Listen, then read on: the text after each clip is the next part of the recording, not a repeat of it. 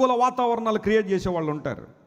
నువ్వు దేవుని కొరకు వాడబడాలనుకుంటే, దేవుని కొరకు నిలబడాలనుకుంటే వెనకకు లాగే వాళ్ళు చాలామంది ఉంటారు. ఇది ఆ కాలంలో మాత్రమే కాదు, ఈ కాలం వరకు కాదు, యేసుప్రభు వచ్చేంత వరకు కొనసాగుతూనే ఉంటుంది.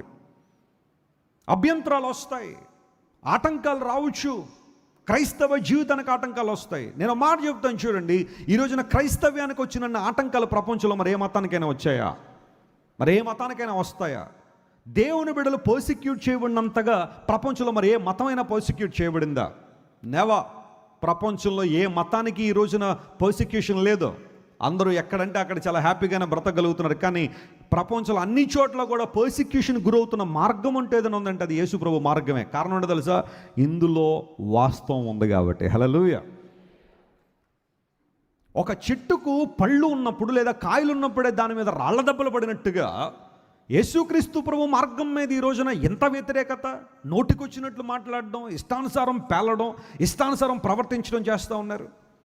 మీకు ఏ ఫుడ్ ఎంత మంచిదో తెలియట్లేదా?